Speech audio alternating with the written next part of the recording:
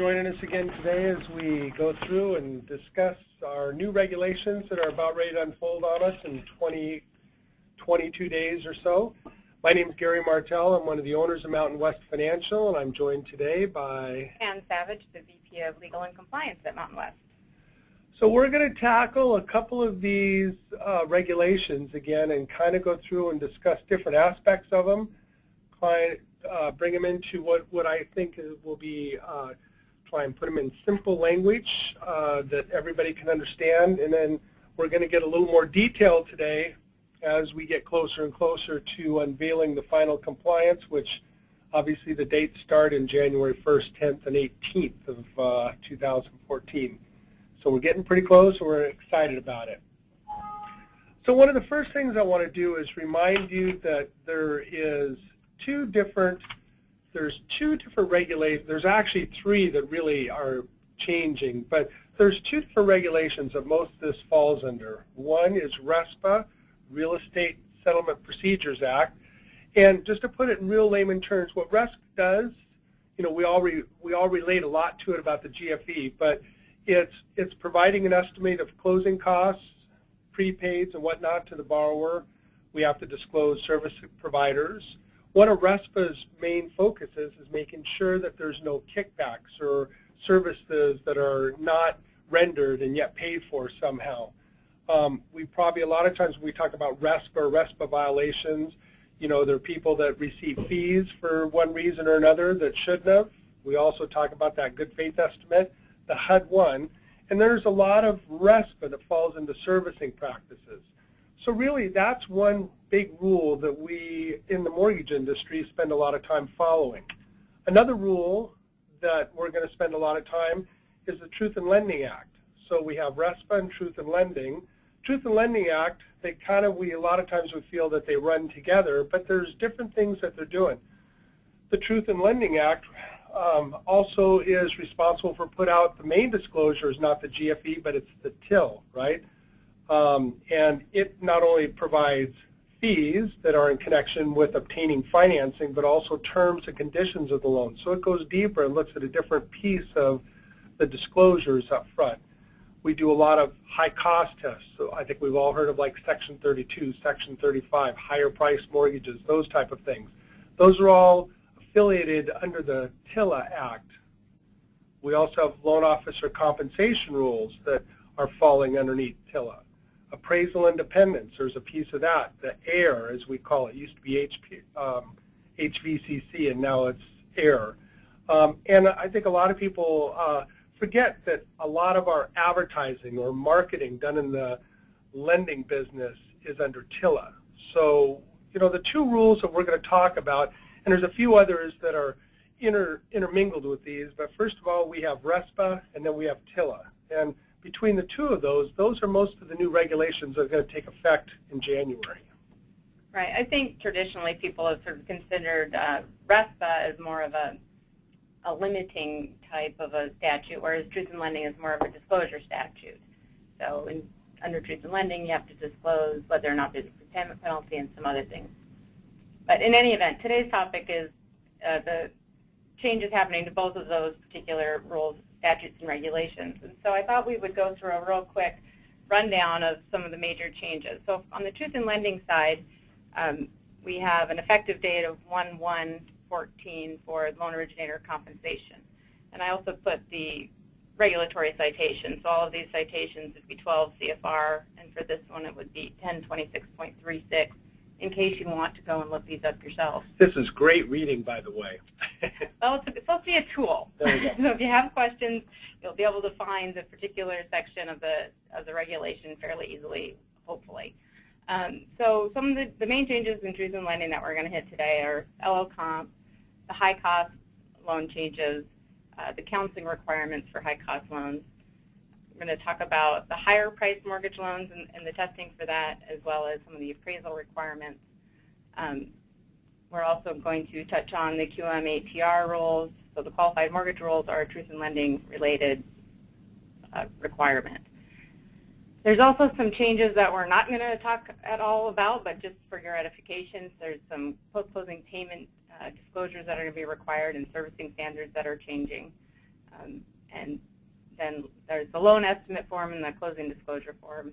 Again, those aren't going to be effective until 2015, so it'll be just touching on those lightly.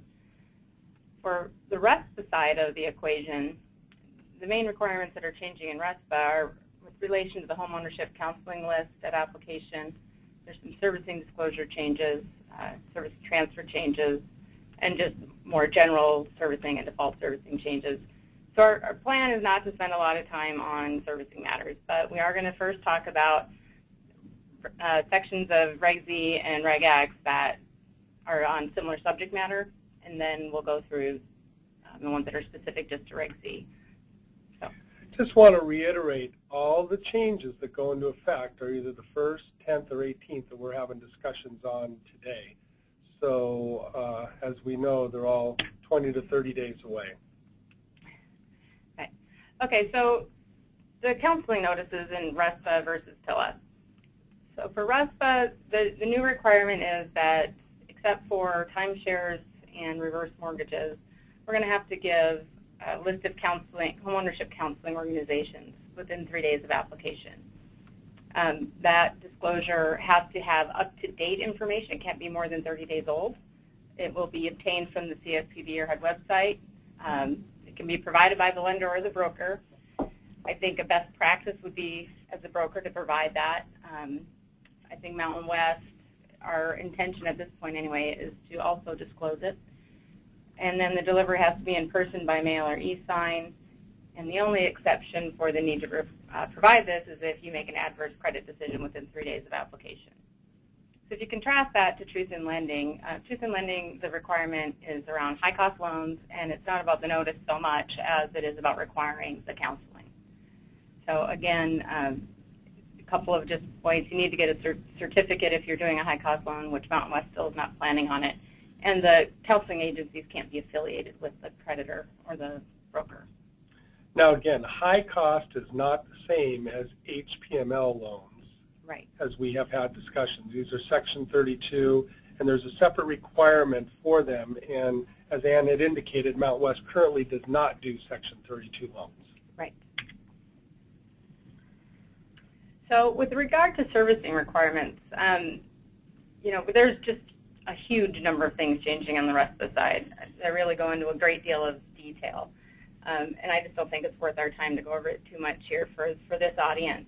But I think it will be of interest to some people, at least on ARM loans to the extent that you're doing them. There are going to be new disclosures on the payments, but there will be exceptions for changes being made within a particular closeness in time to the origination. So for example, if the adjustment is within 210 days after consummation and the new interest rate and payment was disclosed, you wouldn't need to redisclose. Also, you don't have some of these requirements if the term is for less than a year. Again, that's probably not going to apply to most of us. Okay, so we talked about this a little bit the last couple of weeks.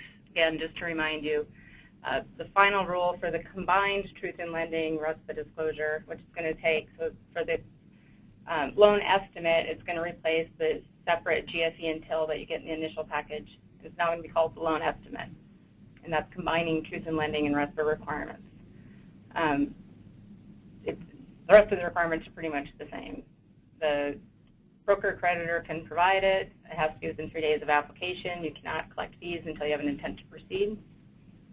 The closing disclosure is also going to be a combined RESPA TIL, RESPA TIL requirement. So the final TIL and the HUD one, they're being replaced by this signal disclosure.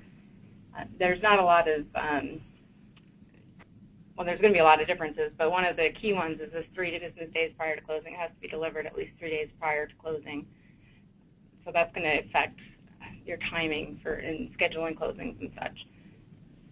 So, but to Ann's point initially, this goes into effect, as I think all of you can see, by August 1st, 2015. So we're going to spend the rest of our time focusing on the things that are going to take effect here within the next month or so.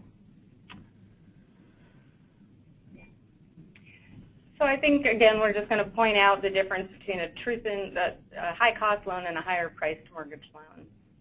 So You'll hear a high-cost loan being described as a HOPA loan or a Section 32 loan, and the Section 35 or a higher price mortgage loan is a separate animal. There's two separate tests. There's different requirements that apply under each. And again, while we do not plan on doing high-cost loans and we don't currently do them, we do believe we'll be doing higher price mortgage loans. As we do today. All of our HPML loans, though, will also have to be QM loans. So that's what our guidelines will follow.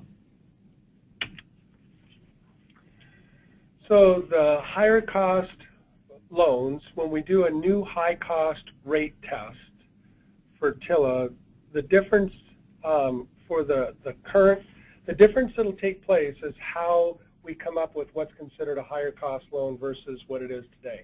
As you can see right now, this is high cost, not higher. High cost, excuse me, Sorry. that's correct. So what you see, the new one is going to be the APR. If it's greater than the APOR plus 6.5%, it would be considered a high cost loan.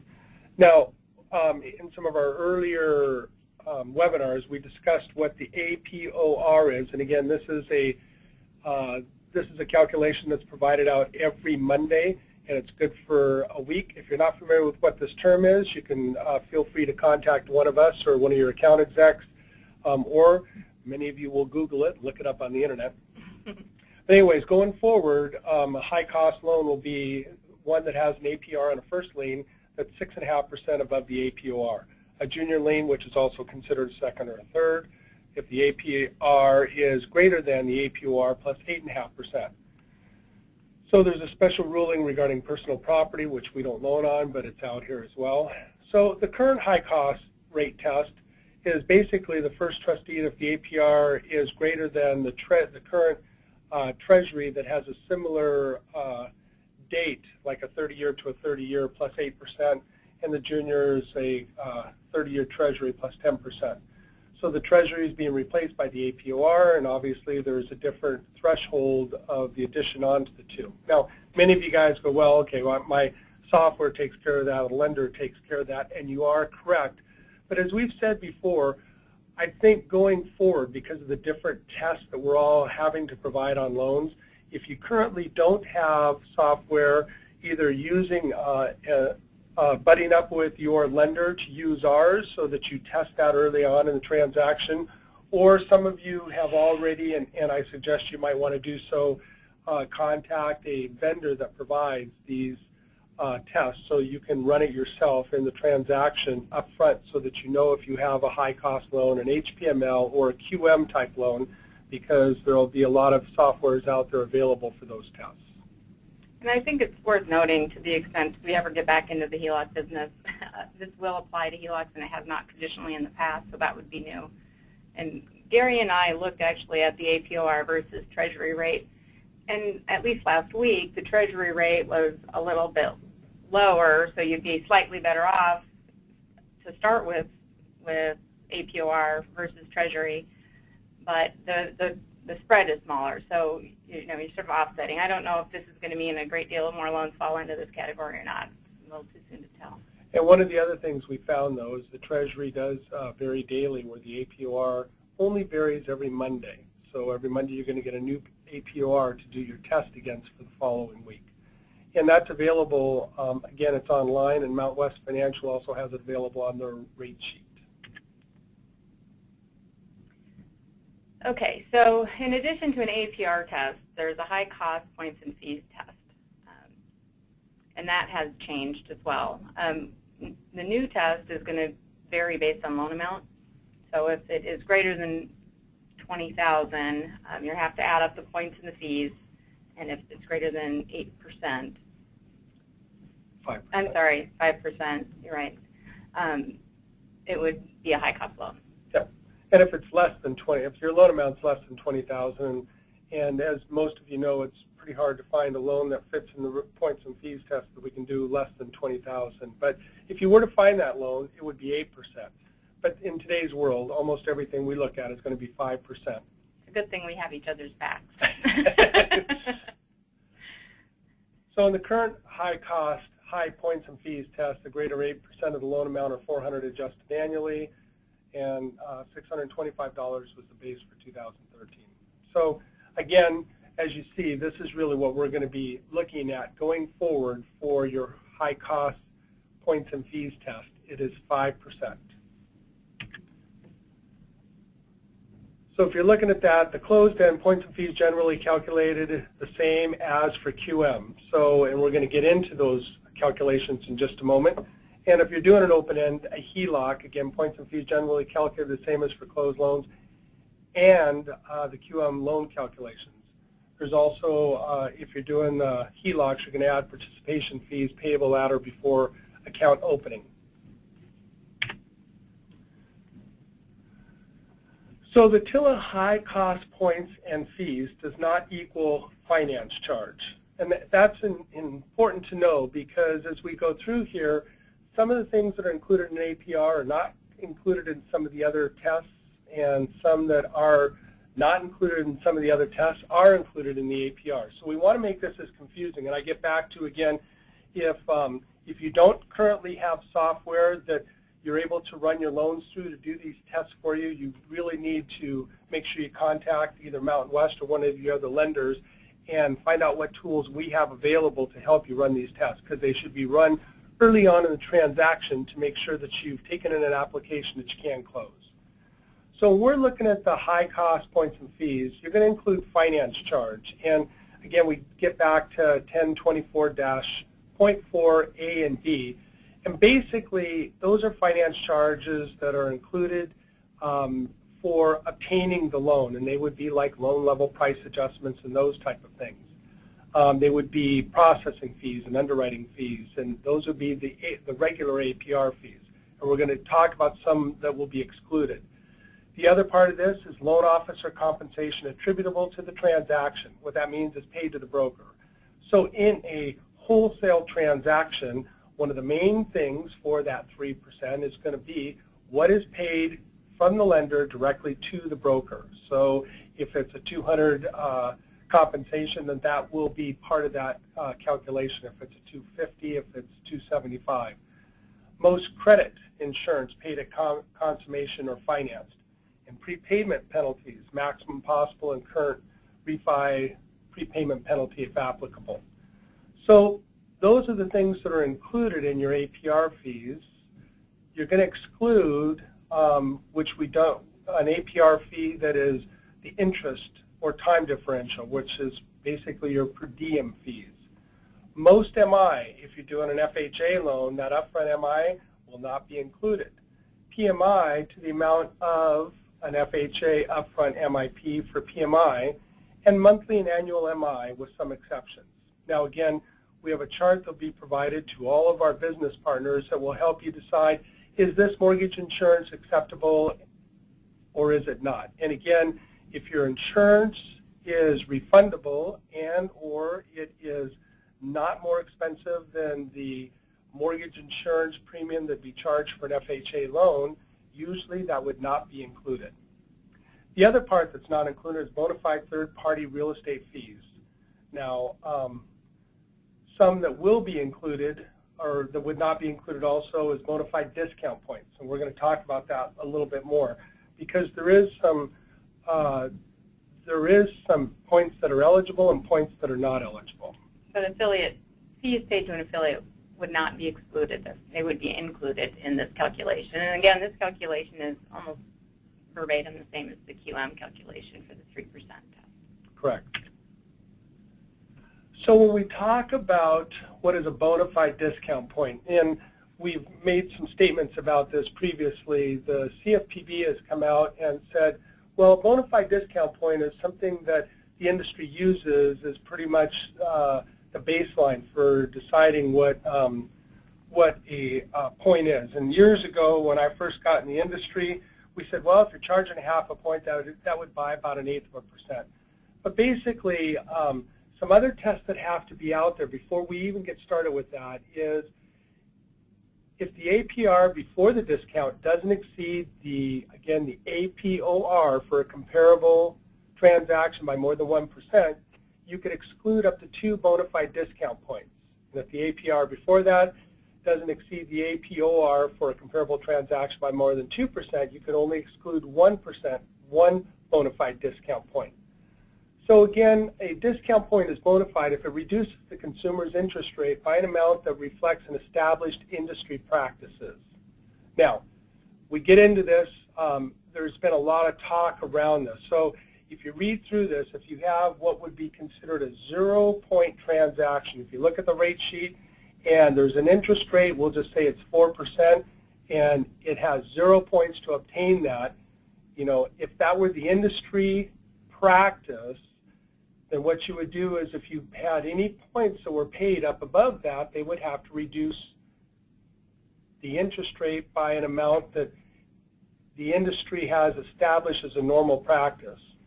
Now, what that really means is that if you don't have a rate sheet that you can see where 0 is, and that the amount of every time somebody pays points of any kind, it has to be reflected in equal amount of that is a discount point, so it has to be reflected in equal amount of interest rate that is discounting. The industry will struggle with this for probably several months going out because we do not have what we call an industry standard. If you look at Fannie Mae, if you look at Freddie Mac, you look at other securities, they all start with a 0 point that is slightly different from one another. So until we get a baseline, I think you're going to see a lot of commentary around this.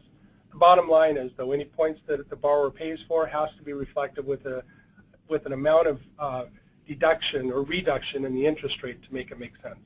Well, I hope I said that enough. Okay, so there's a new high cost test as well, and this is not probably going to have much of an impact for Mountain West because we don't have prepayment penalties, but in the future, a transaction will be considered a high cost mortgage if there's a prepayment penalty that's more than 36 months and an amount more than 2%. So if it lasts longer or is a greater percentage, you would be automatically considered, that would automatically be considered a high cost loan, a Section 32 loan. So the TILA HPML rate threshold test. Again, for closed-end consumer transactions, a consumer's principal dwelling and the APR that exceeds the APOR for a comparable transaction as of the date the interest rate is set. Important key thing to this is when you might be doing your initial disclosures, you may have not locked the loan. And so the date that the loan is locked, this should be rechecked again. Because again, even if your disclosures went out, the rate wasn't locked, and by the time you locked the rate, the APOR changed, because again, that's only set every Monday. You might want to make sure that you're still within that 1.5% for conforming. So the difference on these is on a first lien, you have what we consider conforming loan amount, which is currently $417. So if the APR exceeds the APOR by 1.5% on a conforming loan, it would be considered an HPML. If it's a non-conforming loan, meaning it exceeds the 417, so it is above the what we call the conforming loan amount, then actually it can go up to 2.5%. The APR can exceed the APOR by up to 2.5% before it becomes an HPML. And again, these are basically in effect now, so this is not a significant change. The fees and how we're calculating are changing slightly, but the concept has been out there for quite a while for HPML loans. And again, if you have a junior lien, then it's the APR above the APOR by 3.5%. So we have a new twist that comes out for the appraisal rules for HPML loans. Now, again, this is only if it falls under HPML guidelines, and it now is a flip. And a flip is two different tiers out there. First of all, you have to have one appraisal required for all HPML loans, and you have to have a second appraisal on an HPML flip if, under Tier 1, during the first 90 days, the house has been flipped and the value increases by more than 10%. So this is new out there for HPML loans that have a flip in the transaction. If you have a second tier, 91 to 180 days, the value increased by more than 20%, then you would need to have a second appraisal. Now, there are some exceptions based off the seller and property location. We went through this a couple weeks ago. A lot of it has to do with where the property is located, and if the seller is like a institution, a government institution, and whatnot. Right, or if the seller was, well, if it's a result of like a marriage dissolution or something like that. Now, I just want to point out, so there is an appraisal requirement for any HPML loan, whether or not it's a flip. And then there's a second appraisal requirement for an HPML loan that is a flip. But there are exceptions for the second appraisal requirement. So those are exceptions, just to keep this very clear as much. But there's also exemptions. Now the exemptions are a little bit broader, and it's not specific to the flip. It's specific to the appraisal requirement and the flip requirement. So if it's a QM loan, you're not required, anyway, to get one appraisal at all, and you don't have to get the second appraisal on a flip if it's a QM loan, as well as these other items here, the bridge, mobile home, boat, trailer, construction loans, reverse mortgages. So here's one of the kickers. If we are doing a loan that's QM, and even though it's an HPML, you do not need to have a first or second appraisal. Now again, you know, the underwriting guidelines may require one or two appraisals, but this is strictly for your TILA HPML flip rules. Typically, you're not going to find a lot of loans that are going to fall underneath an HPML that you're going to find a lender doing that is also going to be a flip that is not a QM loan. I hope I put enough acronyms there. Okay, the TILA loan origination compensation, prohibition against payments based off term of transaction. And we've gone through this, and we're just going to touch bases again on it.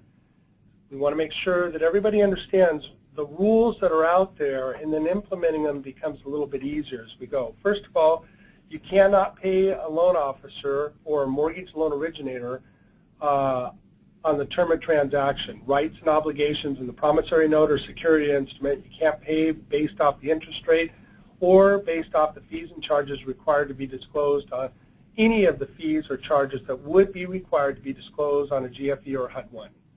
You can also not pay on a proxy for a term or condition of a transaction. And the kicker is the intent is not required. So even if by accident there was a payment based off one of these things, even if it was not intentional, it's still against the rules.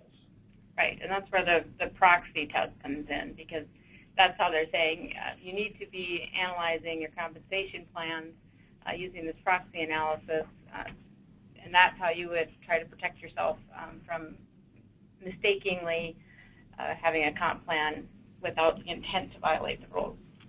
So we've gone through loan officer compensation a bit, and you know, there's not a significant change of this except for some of the verbiage definitions and some of the analysis of how to get there. But again, the loan officer compensation cannot be based off of proxy or a term of the transaction. And I'm going to give you a couple of examples. One, basing compensation on whether a loan is retained or sold in the secondary market, and differentiating compensation based on credit product type, or differentiating compensation based off of debt to income or loan to value. So those are terms of a transaction, and we need to be careful. Allows companies to compensate based on multiple loan originator performance, i.e. overall profitability. So one of the things is the new rules do allow a little bit of flexibility where it does allow a company to compensate originator based off of a multiple group of loans. But the kicker to this is it cannot be tied to an individual's loan originator's transactions. And it's really hard to do one without the other and be able to provide proof to that. And that would be the way you would have to defend an audit, is how many of the loans in any group of loans that somebody was compensated of, how many of those loans were actually belong to a originator during there. But there are some things that it also does allow, which we feel like give us some flexibility, contributions to a qualified retirement plan. I think a lot of lenders viewed that in the first regulation from the FRB, but to this date, at least now, the CFPB has put it out there that it is legal, that we can, a company can contribute to a qualified retirement plan. It also can contribute to profit sharing, bonus pools, profit sharing plans, awards, and merchandise distributed, provided that the loan originator originated fewer than 10 mortgages in the past 12 months, or bonuses and other non-deferred profit-based compensation do not comprise more than 10% of the originator's overall compensation. Again, the kicker to this, just like I said before, it cannot be tied to individual loan originators' transactions. and that's kind of the rub here. Right, and some of the other requirements are that is the compensation plan, if we're going to take advantage of that 10% option, has to be decided in advance. You can't decide after the loans have been made how you're going to do the compensation. It has to be something determined in advance in writing by the company. So if you're looking to take advantage of this, you need to make sure that you have a written plan put out that, again, somebody can come and test your compensation model against that written plan. So you have to have metrics that are clearly defined. So again, somebody can back into how payment was made if you're going to venture into some of the other more variable type compensation plans. Prohibits pooled compensation among loan originators if they originate transactions with different terms or are compensated differently. So this really gets into where you might have an originator that gets paid 50 basis points and one gets paid 80 basis points. They combine their loans and then they split the pooled amount. So now you have people getting paid off variable amounts. So you want to make sure compensation that anybody shares in one way or the other has been clearly defined. In most cases, it's probably not going to be an acceptable plan. One thing they've come out and restated time and time again, and they've said it various ways, you can call it what you want, but nothing that even looks, smells, or tastes like a point bank is acceptable. So there's in the regulation they have set forth, I think it's 7 items here that are basically de facto considered not compensation based on a term of the transaction or a proxy for a term of the transaction. So if your compensation is based on overall dollar volume, long-term loan performance, an hourly rate of pay for hours actually worked, if it's based on whether or not the customer is a new customer or an existing customer, if the payment is fixed in advance for each loan, if the percent of applications that result in consummated transactions, that you can have the comp plan based on that, and also quality of loan files. So those are things that are totally acceptable to build a plan off of. So we're going to move real quick into the APR and the QM covered transactions. So the consumer credit transaction, it's to a dwelling, and it's not applicable to HELOCs, bridge loans, initial phase of temp or construction to permanent loans, reverse mortgages, timeshares, and certain creditors and certain loan programs. And again, this gets more into rule information. The ability to repay all covered transactions must meet APR standards. The general requirement with 8-factor determination. QM loans comply with APR as a matter of law. So we have general QM loans, agency QM loans, small creditor QM loans, balloon QM loans that are temporary, and balloon QM loans that are permanent. And for our purposes, we're just going to talk about the first 2 buckets today. So general QM loan requirements. You have a regular amortizing payment, no negative, no neg-am, no deferred payments, etc. Loan term of less than or equal to 30 years. Points and fees cannot exceed the 3%.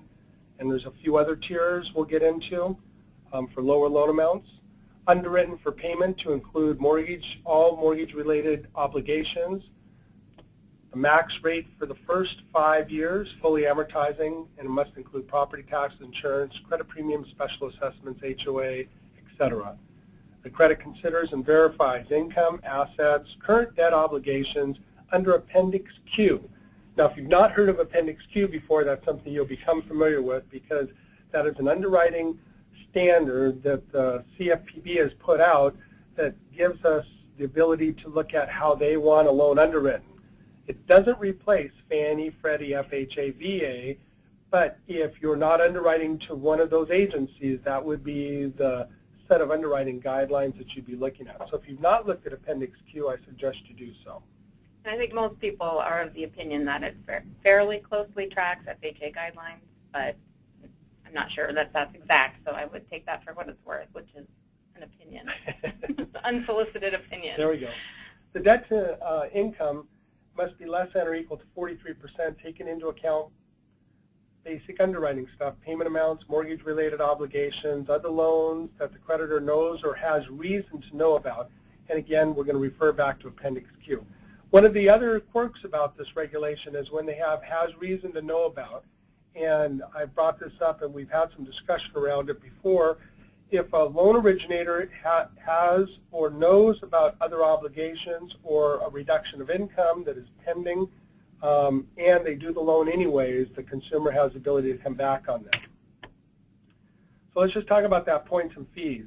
I think we've heard a lot about this. You have, if loan amounts $100,000 or above, then it's 3%. $100,000 to $60,000, it's $3,000, and below that it's 5%. For most loans done out there, you're either going to be looking at the $3,000, which is $60,000 or above, or 3%, which is $100,000 or above. So let's talk about what's comprised in those fees.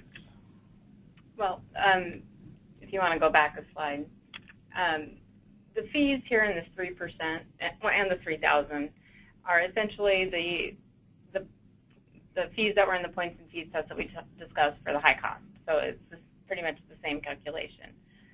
But there is a little twist, because there always has to be. The loan amount is calculated differently for the percentage rule for QM purposes versus the flat dollar amount. So the flat dollar amount here looks at the note amount, so the amount that's actually on the promissory note. And so it's and then for figuring out which tier it's in, so the $60,000, if it's equal to $60,000, you can't charge more than $3,000 period. But the percentage tier is calculated similar to the way that the high cost mortgage test is calculated. There's a separate calculation for total loan amount for that test, and that is the number used for these tiers when it's percentage.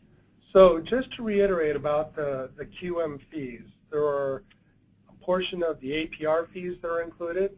The amount paid from the creditor to the broker are included. Some loan level price adjustments are included. And part of your MI, depending on whether it exceeds the amount paid on an FHA loan of similar term, that's basically what's wrapped into your 3%. And again, as of Monday, you'll find on our website that we will have broken it down for you so that you know when you're going to see if it's a QM loan per Mountain West guidelines. Now, one other thing that has gone back and forth is an affiliated business.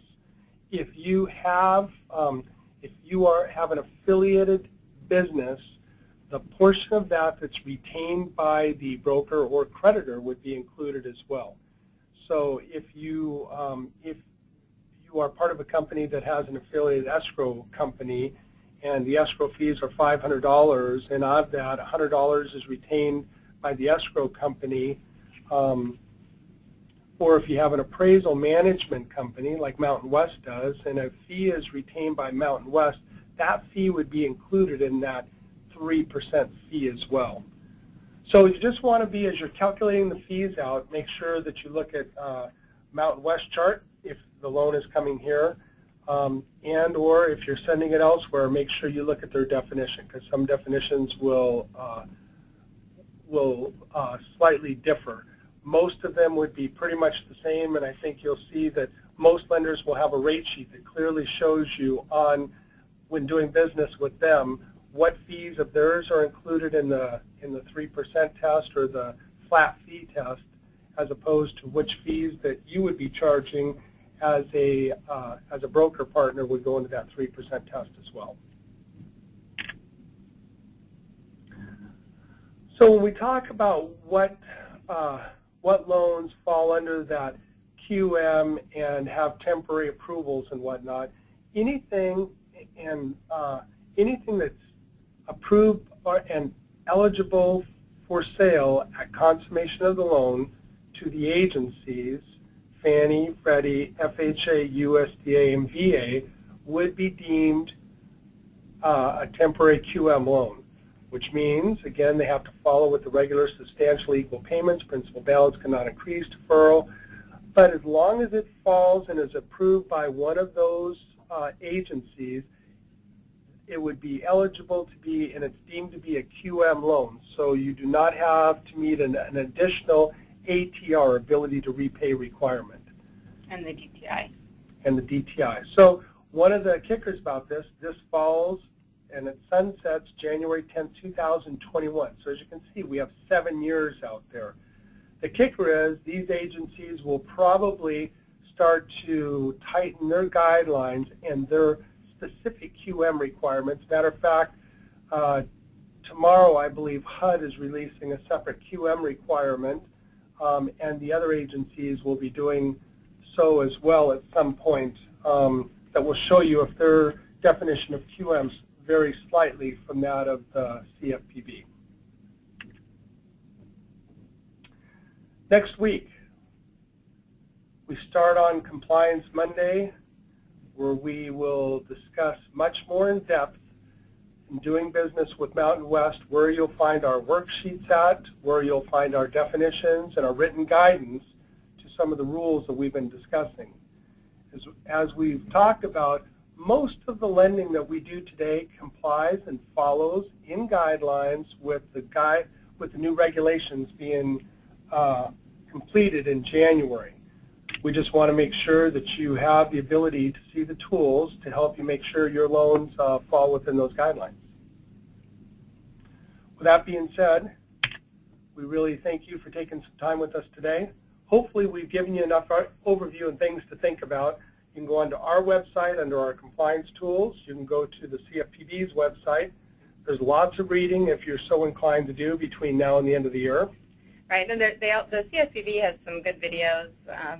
We have some links from our website, so mwfwholesale.com, and then in the middle of that home page, there's a Compliance Resource Center with some links. I think that's really good information as well.